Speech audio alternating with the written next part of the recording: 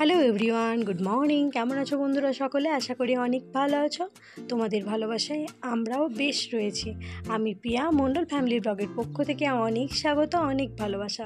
দেখতেই পাচ্ছ সকাল সকাল একদম ঝমঝম করে বৃষ্টি পড়ছে। আমাদের লাগাতার 3-4 দিন ধরে অনবরত বৃষ্টি হয়েই যাচ্ছে। আর এইদিকে তো পুজো কমপ্লিট, আর আজকে যত ঘরের পর্দা ছিল সব কেচে মেলে দিয়েছি। শুধুমাত্র আমার রুমটাতে দিইনি, মানে আর একটা যে রুম, ডাইনিং হল, সমস্ত যে পর্দাগুলো ছিল সব কেচে মেলে দিয়েছি।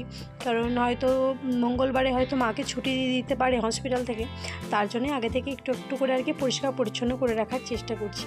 এইদিকে দেখো যে রুমটাতে মা এতদিন ছিল আর থাকবে, আর মোটামুটি যেগুলো শুকিয়ে গেছে সেগুলো এইখানটায় রেখে দিয়েছি, মেলে দিয়েছি।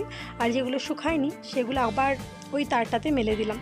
আর জানোই তো এখানে কোয়ার্টারে একটু জামাকাপড় মিলতে বড্ড পরিমাণে অসুবিধা হয়, আর ঘরের পর্দাগুলো খুললে একদম ফাঁকা ফাঁকা লাগছে ঘরটা দেখতে। আর আজকে দেখো দুপুরের মেনু এই আর কি, ছেলের জন্য একটুখানি ভাত আর আমার জন্য একটু পরোটা বানিয়েছি আর কি।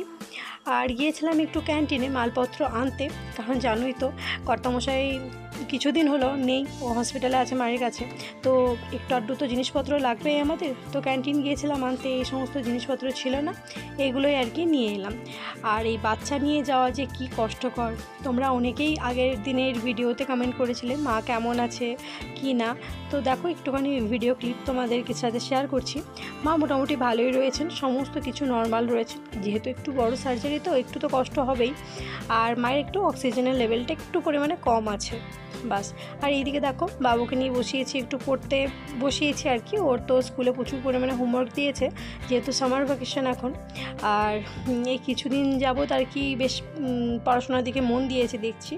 আর ওর সাথে আমাকেও পড়তে হয়, আমাকে স্লেটে লিখতে হয়, ওকে খাতায় লিখতে হয়, নাহলে ও লিখবে না। মানে আমি বলি কে আগে লিখবে দেখি, তো তখন ও লেখে, না হলে লিখবে না। দেখছো তো আমার সাথে ঝামেলা করছে যে আগে তুমি লেখো তারপর আমি লিখবো। মানে ওর যদি কথা শোনো তোমাদেরও মানে হাসি চলে আসবে আর কি। পড়ার সময় যে কত রকম বাহানা কি বলবো। তাই আমি এইদিকে স্লেটে লিখছি আর ও ওইদিকে খাতায় লিখছে। যেগুলো ওর হোমওয়ার্ক দিয়েছিল সেগুলোই আর কি করে রাখছে। যাই হোক, কেমন লাগলো ভিডিওটা প্লিজ জানিও।